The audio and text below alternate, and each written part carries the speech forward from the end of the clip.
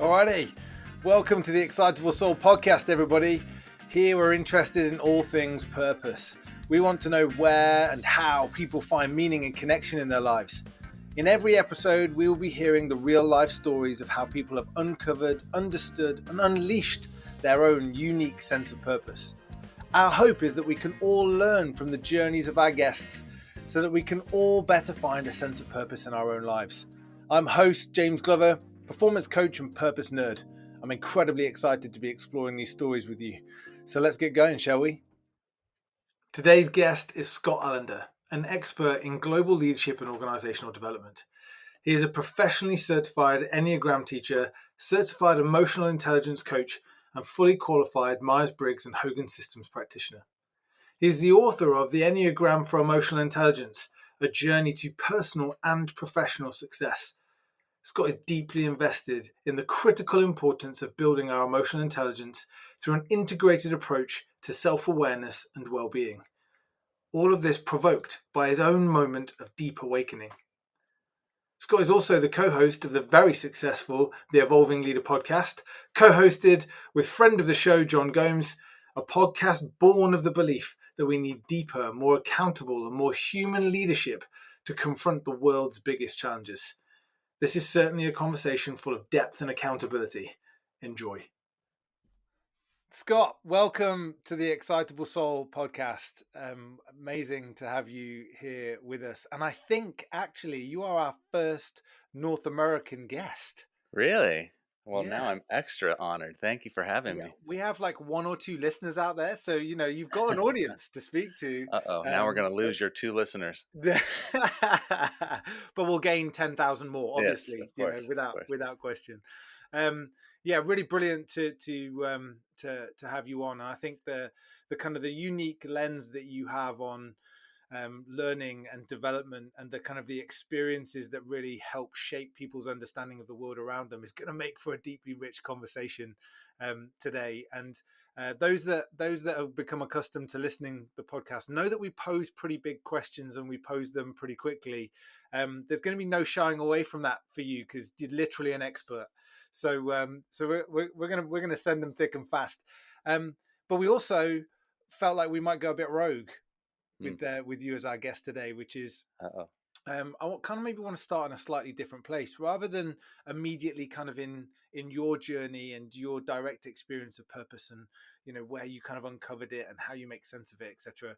I'm really interested in understanding kind of your definition of purpose and how you talk to other people about purpose and the importance of it. What does that look and sound like? It's a good question. I think for me, purpose has always been about connecting to a deep need in the world that aligns with a deep sense of mission in yourself. Um, and I haven't always had that. Yeah, And I think, quite honestly, I don't think it's something in my life that has sort of just shown up and stayed, right? Sort of purpose tends to evolve as I evolve and as things around me change, right? I know before we hit record, we were talking about being a parent and kind of the way that that's shifted. I've got middle schoolers now, and sort of my sense of purpose and how I parent them and how I show up to that has evolved as well. So, and because their needs have changed, right? So their needs change, my sense of mission around that changes as well. Um, with the overarching theme being the same, which is, I have a vision for how I want their lives to be and how I hope that they'll the people that they'll become and change and become and turn into. And in my work, I think it's the same. I think, I've had different sort of positions in life, of course, but I feel like um, I've always felt more of a sense of accomplishment and fulfillment when I feel like I'm meeting a great need in the world. yeah. And so, yeah, and I've had moments, alarms that have kind of gone off at certain moments when I realize I'm not doing that, and I always try to come back to this sense of what is the great need around you, and how does that align with like your sense of mission. And I really, really love that. And I knew this was going to be a good place to start in this conversation, because just even listening to the kind of the language that just immediately and intuitively came to you, there is a kind of a need in the self that is aligned to a need in the world. And Mm, therefore, there's this kind of fundamental relationship and interconnection between me and who I am and the world that's around me. But there's kind of an intentional choice of mm, what is it that I am feeling and what is it that I am seeing that creates that interaction. And am I aware of hmm of the need in me and the need in the world, and that almost the journey of discovery to becoming aware of that. yeah, yeah. And that journey has been fraught with detours and unexpected events, right? So I for in the work that I do, I've always had this interest in sort of human personality and how we bring our personalities to the workplace and how we bring our preferences and the differences that exist among different leaders and their teams and the sort of friction that sometimes ensues and all the things that kind of can go awry. You could take a really strong team and things can just not work as well as another team over here. So I've always tried to work at that intersection, because I see it as a great need. And I know when leadership is firing the way it needs to fire and teams are working the way they need to work, brilliance happens. But that hasn't always been aligned with my sense of who I am in that work. Yeah. So Okay. I know that, so for example, I'll tell you a story. Um, yeah, I was doing work building awareness in leadership and on teams for a number of years. I was out of town doing that work, feeling pretty good about it, right? Because I know it's a need, and I'm feeling pretty proud of myself, feeling pretty effective. I get in my rental car and I start driving, and I'm going like 70 miles an hour down an interstate, and suddenly I just feel this sense of like physical discomfort in my chest. I feel a tightening. I feel a like all body kind of neuropathy, almost sensation. I feel something is going on. I can't catch my breath, and I'm booking down the road, right? Like I'm moving, Yeah. and so I start to pull off the interstate, and I'm in the state you call 911. I'm calling 911 on myself. I'm thinking I'm too young for a heart attack, but I'm having something. Something's happening here, right? Like it's not normal. I've never had this before. So like I'm trying to explain what's happening. I'm trying to explain where I am and the whole thing. And I pull off. I'm in a strange part of town, and then the ambulance comes. And like I talk about in my book, they give me an EKG on the spot, and said it was good, but I didn't feel too reassured by that because I remember that my mother-in-law once had an EKG during an actual heart attack, and they said she was fine. So Oh I didn't wow. know what was Right. happening, but I'm like, So okay, that did something's off. nothing to quell the. No, no, no. So I'm like, they're like, we should come to the hospital, and I'm like, I got a rental car here. I don't even know where I am. I'm like, I wanted to go, but I didn't want to go. I felt mostly embarrassed. I started to feel better, right? I started Yeah. calming down, Yeah. and as I started to feel better physically, I kind of immediately sensed that I had just scratched the surface of a very, very deep issue. Yeah. Fast forward, that that changed my entire relationship to the work that I do. So going Yeah. back to my earlier sort of the world's deep need aligned with what is true in me, Yeah. I recognized in that moment that I was living a bit at a distance from what was true in me. So all this work I'm doing around leaders getting more in touch with their emotions and more in touch with who they are and the impact they have on the world, and here's all the tips and tricks on how to do that.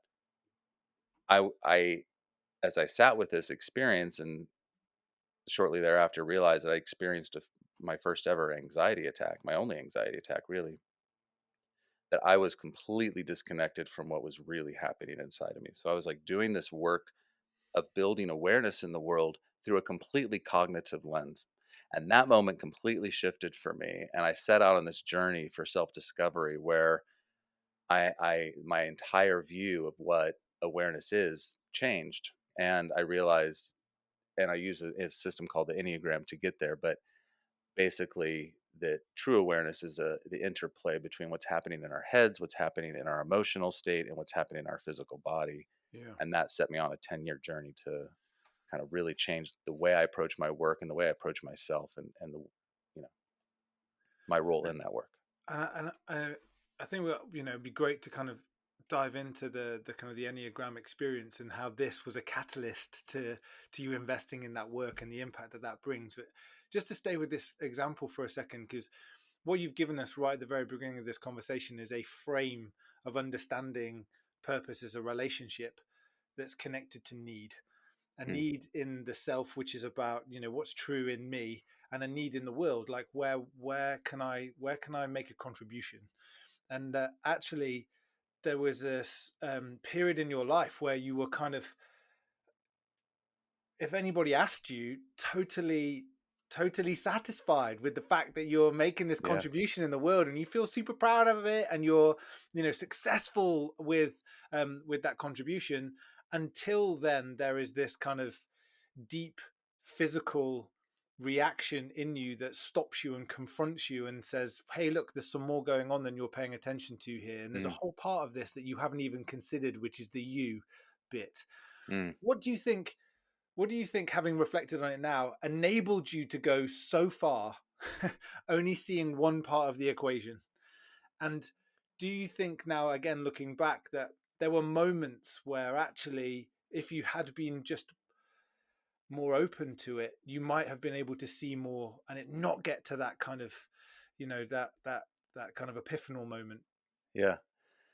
Well, I think my ego was driving most of the thing I was doing, right? I think it was, I'm natural. I was naturally good at seeing where the opportunity was, and then learning how to um, enter into it with almost a performative sense of effectiveness, right? So I could Yeah, show great. up, I could learn everything I could. Read all the books on emotional intelligence, got certified in an emotional intelligence profile, got certified in Myers Briggs. I collected all these sort of certifications to bolster my toolkit, and I started doing the work. But I hadn't yet understood, even at a, well, maybe I shouldn't say even. I had not yet begin to understand what true awareness was.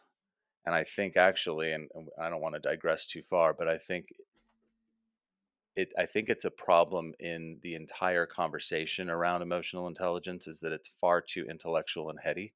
Yeah. We bypass emotions themselves and get right into the cognitive processing around all the sort of things we want from emotional intelligence, right? We don't really Yes. actually care about it in organizational life very much. What we care about is what you get on the other end of it, which is more regulated behavior, less disruptions, less conflict, all these things. But the experience of emotion, to create space for people to actually access and experience emotion in the workplace, especially, still not really a thing, right? Like not often, right? It's rare that you see organizations that are really open to, allowing for people to check into what their emotions are. So I hadn't even touched into that. So I think I was so performative and I was so successful at it that I didn't know what I didn't know. I didn't know that if you'd asked me how I was feeling, I probably would have told you something, but I don't think I would have really connected to it. And I think what happened in that moment was an alarm system, right? There was a dissonance happening between what I was professing to know and understand and do in the world and what was actually, the awareness in me wasn't there. Yeah. Um, so to answer the other part of your question, could I have? I can't remember the other part of your question actually. um, well, to be fair, I've kind of moved on in my head anyway. So let's park the Okay, second part of the question. I'll come I've back already round to it. lost you. But which was for me, and I'm happy to have this discussion. I'd encourage it actually. For me, purpose is an emotional experience, Mm, and actually, often we can over intellectualize what a sense of purpose really is, and focus on the kind of the language or a statement to reflect something that again is probably driven by a kind of an ego state rather than mm, actually a true connectivity to emotion and emotional fulfillment. And so what you're describing there in this kind of um, lack of awareness and the need for there to be a greater sense of awareness, I'm wondering, whether or not that's a critical route in to people being able to create a greater level of purposefulness. Like the data out there, the evidence base out there talks about the fact that there are people clamoring to experience a greater sense of something and to contribute to something bigger than themselves, but are struggling. Is the root here, well, actually, if you're not paying attention to the right stuff, then the chances are you're not going to get to the things that are going to make you feel the stuff that's going to create the outcome that you're actually looking for. Mm, yeah, I like that framing. I think, yeah, I mean, I think the emerging science around what's happening in our bodies, and that being part of connecting to purpose. So, well, let me back up. Let's start that over if we could. There's emerging science around interoception and how our bodies are constantly sending signals up to the brain to make sense of your experience. That is not something that is typically valued or taught or appreciated, even in the education system, right? I think I watch my kids going to school, and it's a completely heady experience, right? They want you to learn, memorize, spit out information on a test, decide what your college major is going to be, find out like what's going to pay a good enough salary, all of which is important stuff, of course, right? We have to survive, all that stuff. But we over index from the time kids are young that that's what matters. And we completely, at least in the West, discount the other part of what you're suggesting, which is part of connecting to purpose, is going to involve your emotions. Like, what Yeah, makes you come alive? Like, what is the thing you care about, right? What are the problems in the world that you really want to solve? And we're not even asking that question. So I think as I grew up, I didn't get asked that question. My parents yeah, did perfectly good job, but like I didn't have a sense. I had a sense of only what's going to get measured, how am I going to get a good paycheck, and all of the things. And then you try to find a sense of accomplishment in that. And I did that, and I was doing well in that. yeah, But sort of living at a distance and not even factoring in what you're talking about, which is the emotional piece and the physical piece, which is the probably the least valued, right? So we might value cognition, we might value to a certain extent that since the mid 90s, around the sort of popularization of emotional intelligence, that the heart, the feelings kind of matter a bit as well. Again, like we talked about earlier, we bypass that pretty quickly though, going back to the head. And then there's this other component, which is something that's completely neglected, which we don't even really pay attention to what our sort of most primitive intelligence is, which is the body, which is, always telling us, sending signals about what's happening around us and what we care, like what are we actually experiencing. And so the journey for me to have a more holistic connection to purpose was when I set on a path to integrate all three of those intelligence centers. And then kind of it just changed completely how I think about this work. yeah. Amazing. And so I'm wondering how that has not only just shifted your focus on the work that you do, Mm, but shifted who you are, helped you see and understand more of what is significant and important to you, mm, and see and understand the contribution that you can make. So, and if we use your language of truth to you and need in the world, like, mm. beyond the work that you're doing to kind of meet a need, how has it shifted who you are and what you see and understand? I think what it's done is change my focus of attention from focusing on going higher.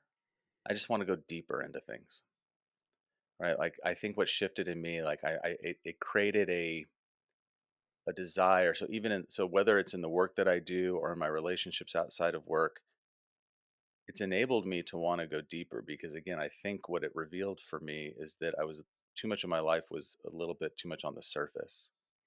And part of that surface was again achievement, accomplishment, reward, moving really quickly, too many goals in the day, too many things to tick off the to-do list. Those pressures still come, of course, but I Yeah, I want to go deeper into things. I'm less concerned with climbing higher, if that makes sense.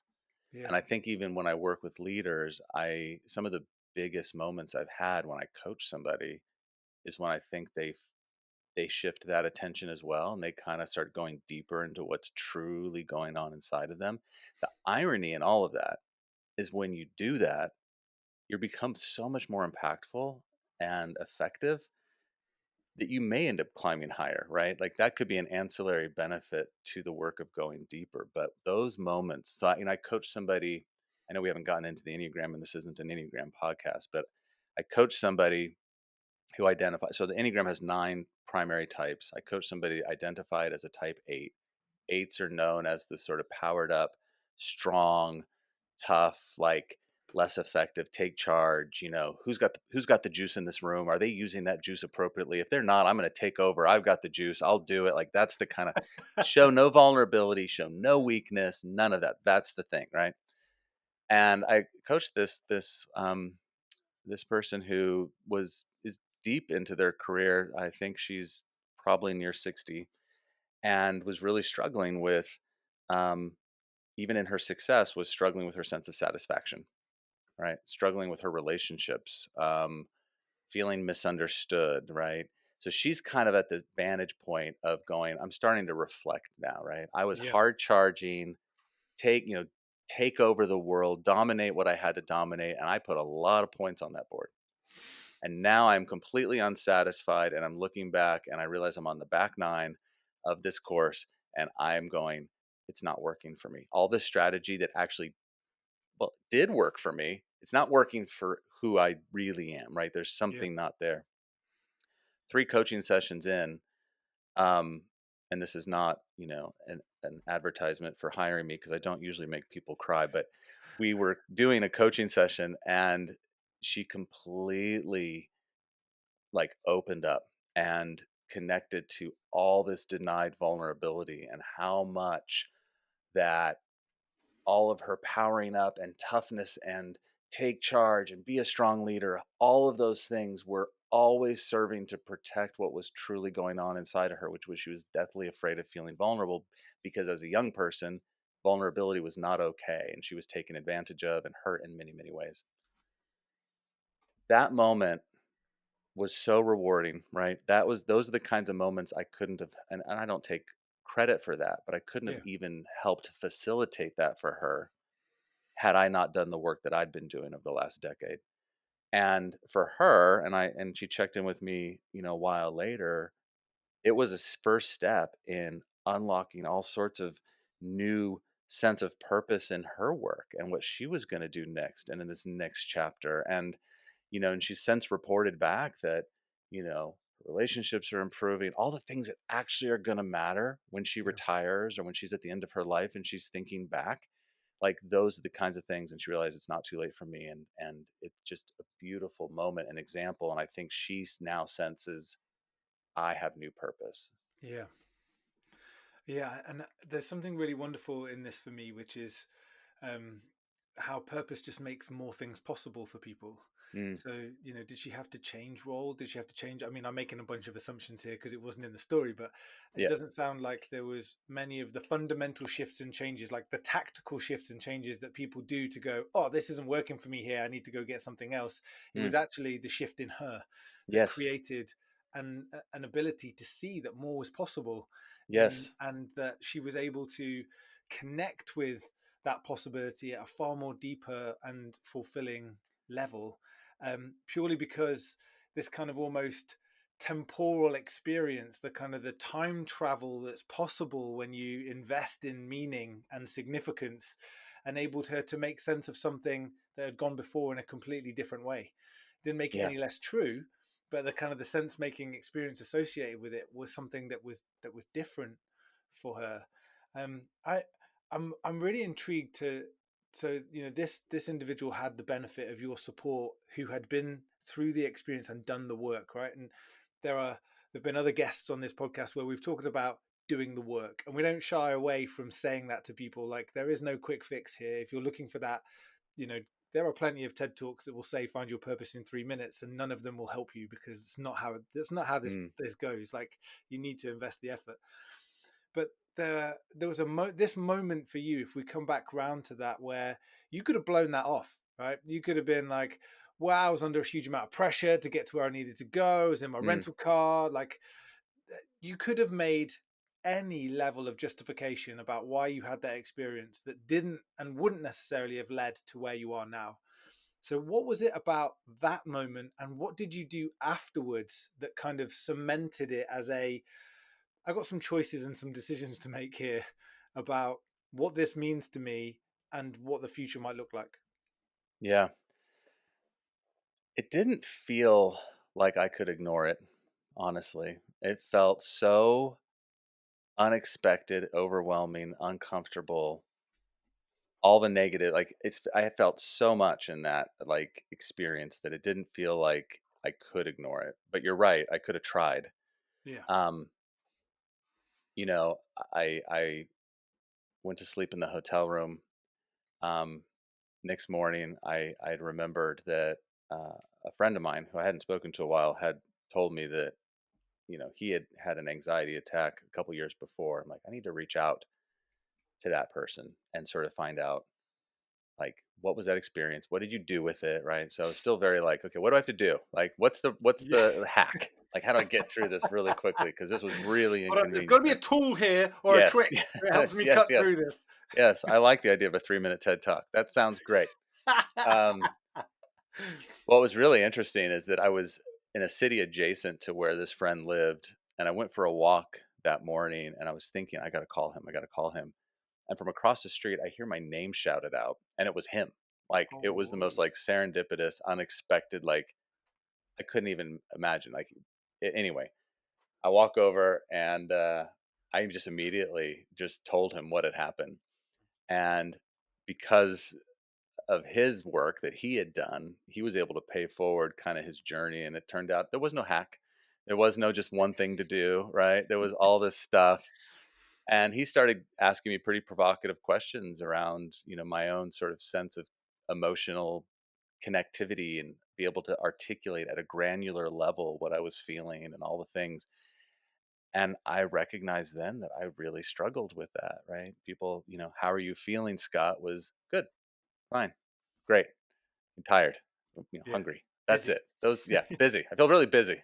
Yeah. Next week things will slow down, right? That's what you say forever until you die. Um, but I didn't really have a sense on a granular level, and so I remember looking at a feelings wheel, and I was like, man, there's a lot of like descriptions of emotions, and so that set me. I don't know. I think the overwhelm and out of the blue nature of this thing that I had never had in my life felt like I couldn't ignore it. And then thankfully I had reconnected with a person who'd been through it. So it's like this pay it forward kind of thing. And I started talking to him on a weekly basis for weeks over the phone. We don't live in the same state, but um, and that really kind of pointed me towards some things while helping me feel like I wasn't, like this wasn't so crazy or abnormal, right? Like that these Yeah, things happen and that it's not your body failing you. It's actually a mechanism to awaken you yeah, and to alert you. Go back to the somatic rudder that I said earlier that we tend to ignore and sort of devalue as a society. It's like if we're gonna ignore all the emotional experience, if we're gonna put that stuff aside, just stay busy, just stay accomplishing, just stay successful, eventually your body will sound an alarm, right? That's the gift of the body. My body was like, hey, stupid, you need to wake up. yeah. there's Now's there's the a lot time. more going Okay. on. Yeah, Yeah, yeah. tap tap tap We let tap. you Yeah, drive. We let you drive for yeah, long yeah, enough. yeah. You're making a mess of this. So we're Yes. we're coming back in here. Yeah, Yeah, amazing, amazing, amazing. And again, I think there's just something deeply human. I mean, there are two things that get me wildly excited here. One is this idea that you were thinking really hard about this person, and then there they were. Like, the magic of the universe, right? The yeah, universe knows. The universe is teaching me yeah. some lessons that I don't like right now about patience. But I trust in the universe. Things will show themselves in the right way, and the fact that occurred in that moment, there is just something really magical about human beings, which is, we are not alone. For the Yeah, fear of breaking into a Michael Jackson song, that the reality is we are successful because of our ability to come together. And when we're experiencing that level of deep uncertainty and the vulnerability that comes with it, to be able to have somebody else in that to go, hey, look, you are not alone, and Yes, I understand and I see you, and yes, this isn't some kind of abnormality here. This is supposed to happen to you because you made some choices that didn't serve you very well. But guess what? yes, You can see some stuff and make some different choices and figure out yes. what goes on from there. I love that you said that. I think the one of the biggest self delusions we have is that we're all separate and individual, right? And we're in truth we're all connected. We're all part of the whole. We're all part of one thing. And quite honestly, and as was evidence in my story, you know, when we do our healing work, we help other people heal too. Yeah. Right. And that's part of what shifted for me and my focus on building this thing called emotional intelligence is we can't build emotional intelligence in ourselves or in other people until we also include a conversation around emotional well-being and emotional healing. And we're all these sort of semi-broken people that have gone through difficult things, and then we're told, well, James, you need to dial up this attribute of your emotional intelligence and dial this thing down, and here's the sort of playbook for how you could show up in ways that'll make my life easier, at least. Yeah. And there's not a lot of space for, well, but James, what needs healing in you? Right? What needs to be sort of, what stories are you holding and frames are you holding that you haven't fully, you know, explored, and the sort of frames that might be self-limiting beliefs because of some internalized message you carried as a child. And one of the things that led to for me is I think what I realized, which is consistent with my Enneagram type, I internalized a message that my own feelings and identity weren't important. That Yeah. is what you do and how you succeed and how you do it for people that makes you valuable. Beyond that, you don't actually have a lot of worth. So part of my healing journey was to start to release the grip on that lie and find my sense of worth separate from what I do. And Yeah. in doing that, that helps make what I do that much richer, hopefully, because I've got a much more grounded sense of self in that. And Yeah. I mean, that's almost like a perfect segue, really, into kind of how you make sense of purpose in the here and now. Kind of that story takes us on a bit of a journey to today, and I'm really interested in kind of what underpins now your sense of self-worth. Like, what are Mm. the things that kind of anchor that for you? Where are the strongest influences, if you like, in that context around your sense of self-worth? Yeah. It's a good question. I think I'm hugely reliant on my relationships. Um, I think when I say reliant, I don't mean codependent. I just mean that my wife and my kids and my closest friends, they all serve as a very important mirror for me in mirroring back to me the way that I show up for them.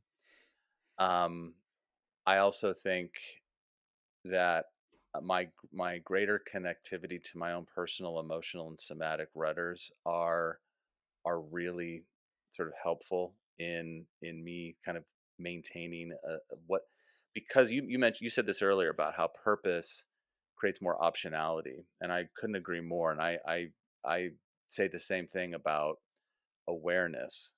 And as I and when I'm doing my body work, my emotional work, my sort of all the work, my sense of self um, is more holistic, and it's more rooted in a truth and in a confidence of my own value separate from my accomplishments.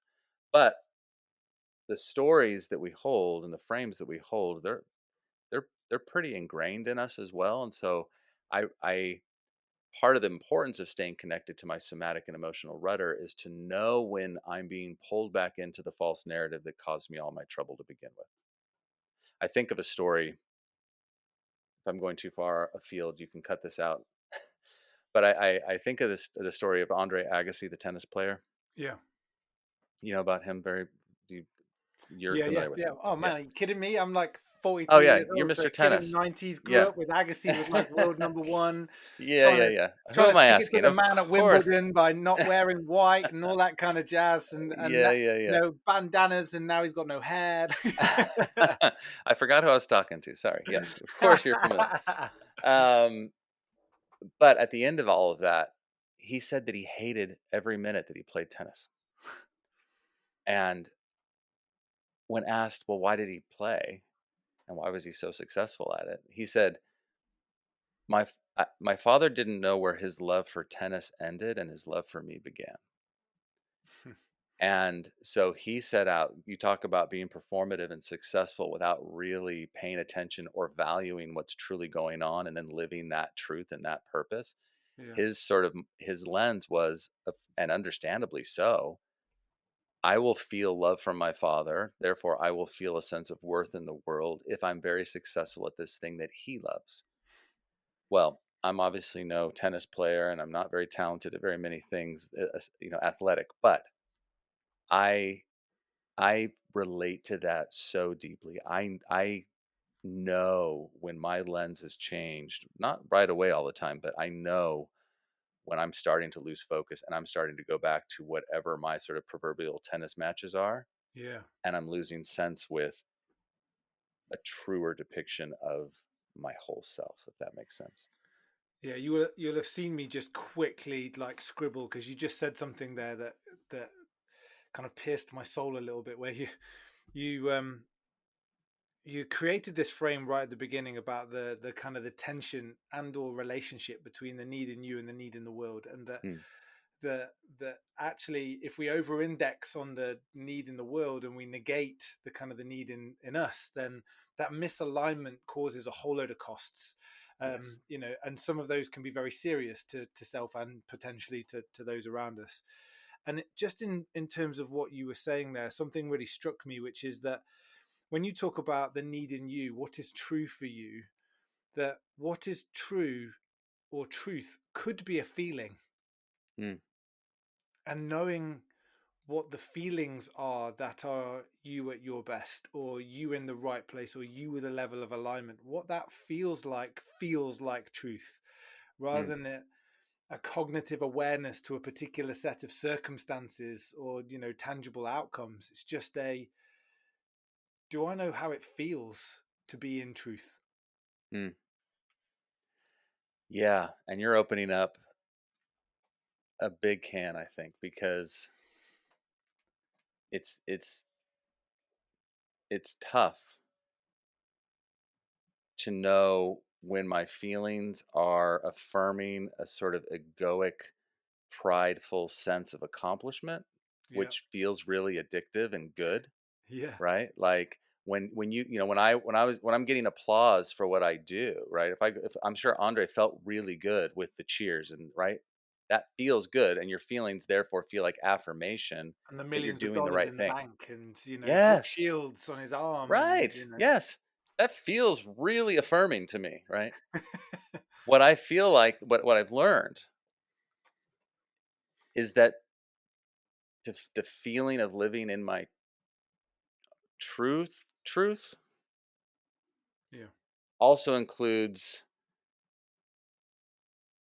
connecting with negative emotions, right? Or negatively experienced emotions. It's allowing myself to maybe feel a little bit gloomy or down on a cloudy day when things around me are a little bit strained or difficult. Whereas before, I would have had a propensity to do the thing that would provoke the best high in me, right?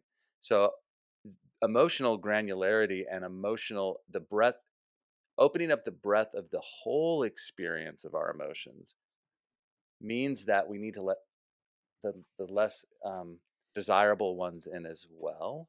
yeah, And when I have a greater spectrum of emotional experience, that's a better indicator for me that I'm living in my authentic place. yeah. Amazing, amazing.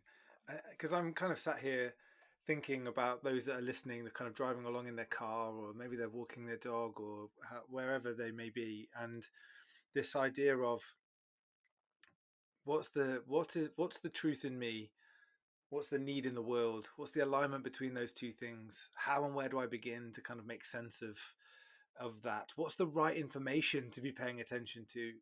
And what I really love here is the simple start point is more. Is there Mm, more?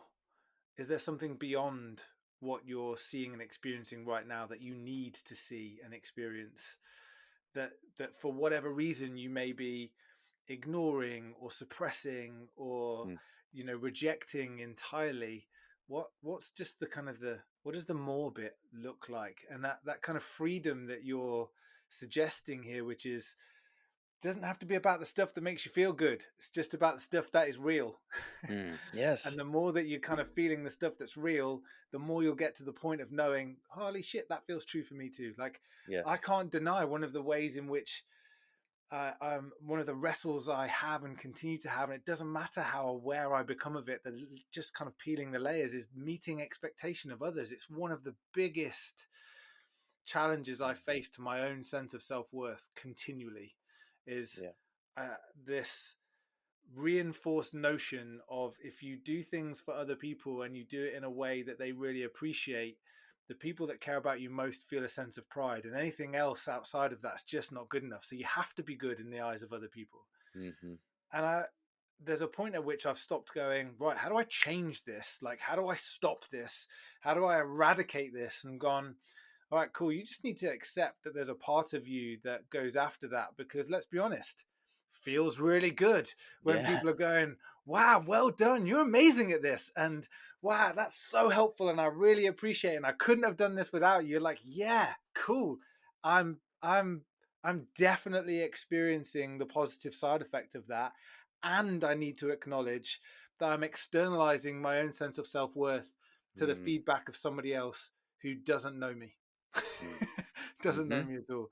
And I have to hold both of those things as being true in me and make some Yes. choices around that, which is, which bits of that feedback do I want to let in? Which bits of that feedback are connecting to that sense of ego and uh, younger self that still exists? And which bit of that do I need to manage more effectively and not allow to wound me or deflect me, but actually enable me to grow in a completely different way, but hold both?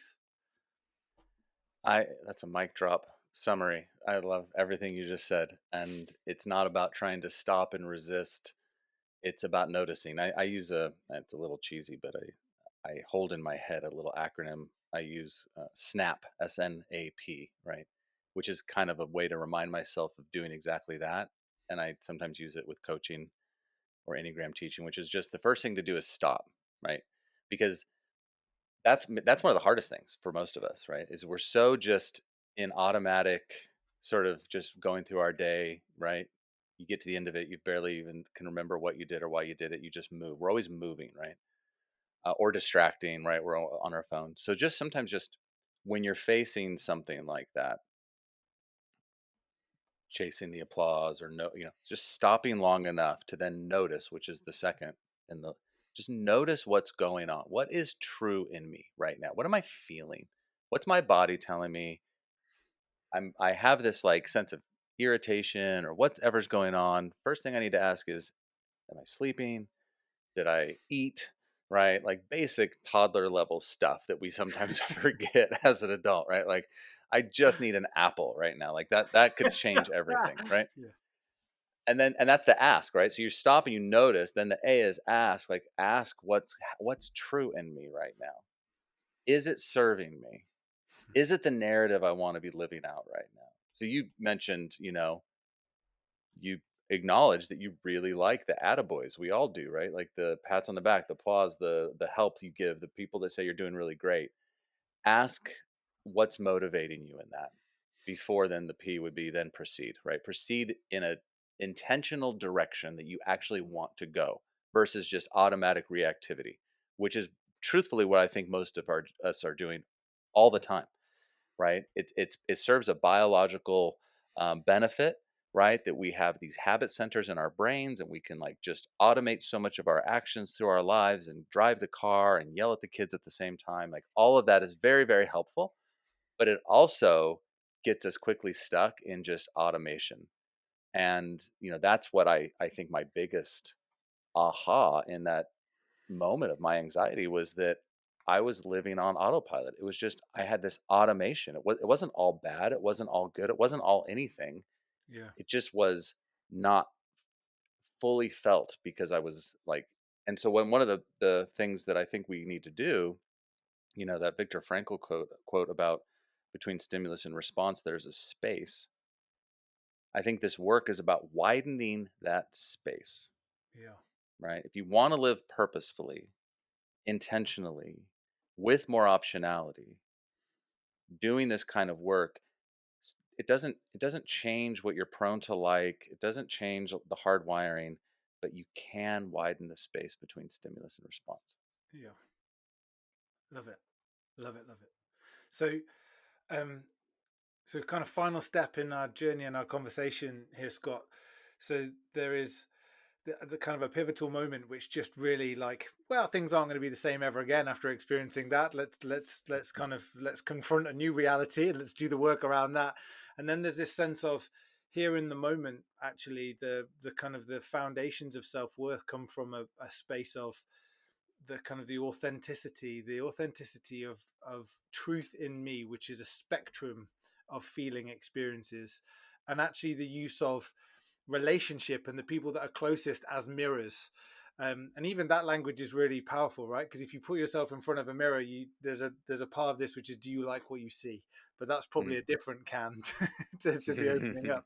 Less um, and less. and and um, and how you utilize those people that are closest to you to I guess regulate that Mm. sense of truth and authenticity in you and kind of maintain that and come back to that so the ego doesn't run roughshod. um I'm thinking about the kind of the way forward here. So you um you took the time not only to just do the work on yourself but to think about how you bring that work to the world. So there was this kind of re-engagement of the truth in you with the need in the world. And you wrote a book and challenged, actually challenged a set of principles and ideas that have fought really hard to gain some kind of traction. So this idea of emotional intelligence, has taken time to be able to erode the cast iron, intellect is all that matters, and there's, if you don't have the cognitive capacity, then you can never succeed, to then turn around and go, well, actually there's something different here that's important to pay attention to.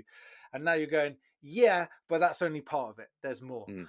So what is it about that journey that you are now on? Where's that taking you? Like, what led to the book, and now where's beyond? What's the leaps of Mm. faith that are coming because of this kind of shift in sense of purpose for you?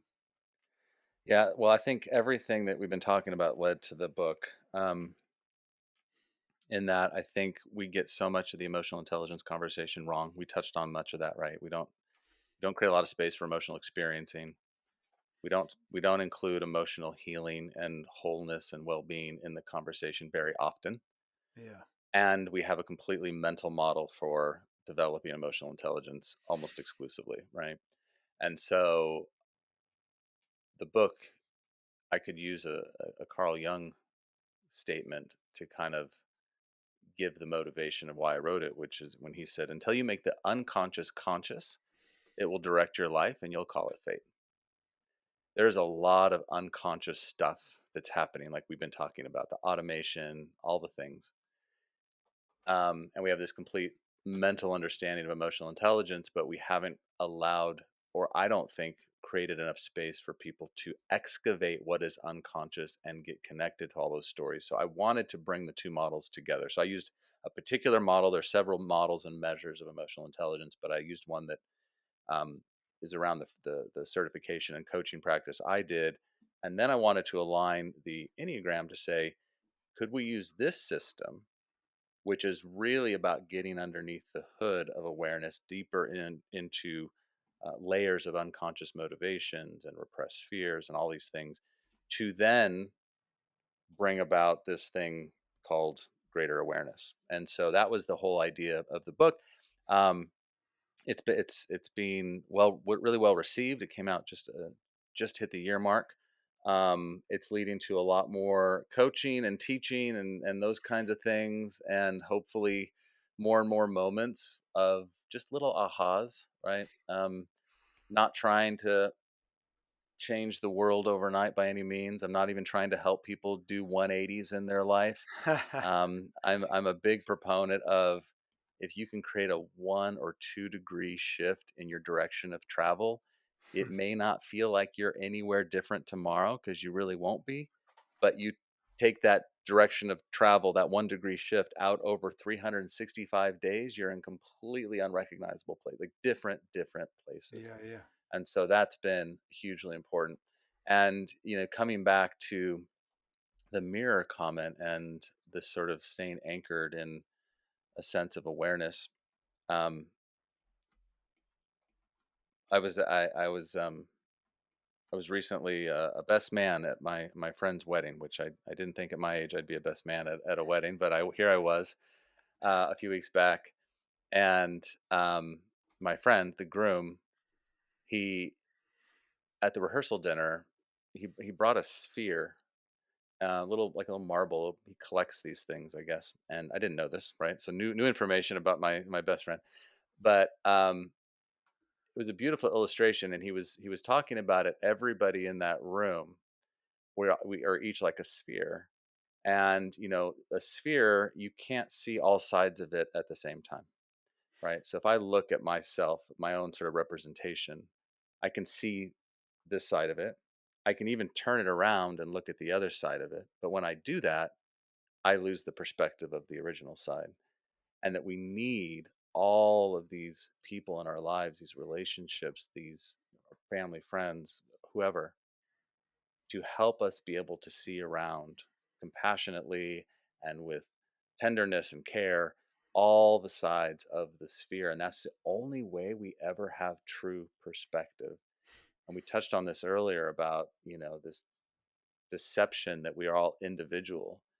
And I loved that illustration because it was such a good reminder for me to never let go of the people who can see the entirety of my sphere, and that my awareness and staying anchored and grounded in the things that are most purposeful for me require that. I need that in my life. There's there's just a really simple power in acknowledging the need for continually finding perspective, and Mm, what an elegant and beautiful way of being able to say that, you know who is it, who are the people that help you see the whole sphere, mm, and how often are you connecting with them, seeking their insight, seeing the world through their lens, calibrating where you are with them. mm. Like, it feels like that's a way of being able to um, create a 360-degree mirror, right? A Mm. total 3D, 4D experience Yeah, of that kind of mirror experience. yeah. Um, yeah, wow, amazing, amazing. Um, I think the ability to land on perspective as kind of being the final thought in our conversation today, Scott, feels like a really brilliant way for people to kind of just sit back for a moment and consider, like, what is the lens that's driving your understanding of truth in yourself and need in the world right now. Mm, Where and what and who can help you see a little bit more than you are right now. What are you paying attention to? And maybe even at some point during today, you might find yourself kind of triggered into a state that you're now aware of that you weren't before, and they can maybe dive into the snap, right? Just mhm, stop and notice and ask mhm, yourself some questions, and then think about, what's the intentional choice I need to make here to proceed forward. So I guess from my perspective, I just want to say a massive thank you for taking the mm. time to kind of dive into this conversation with us.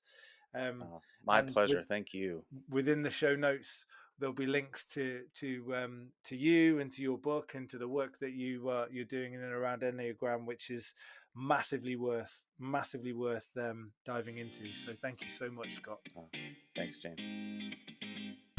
Thank you for taking the time to listen to the Excitable Soul podcast. We appreciate your support and would love you to subscribe, rate, review, and recommend if you can. It makes a massive difference. Equally, if you're interested in uncovering, understanding, and unleashing your unique sense of purpose or that of your teams, come and explore our purpose immersion programs at theexcitablesoul.com. We look forward to hearing from you there or being with you on our next episode. Have an incredible day.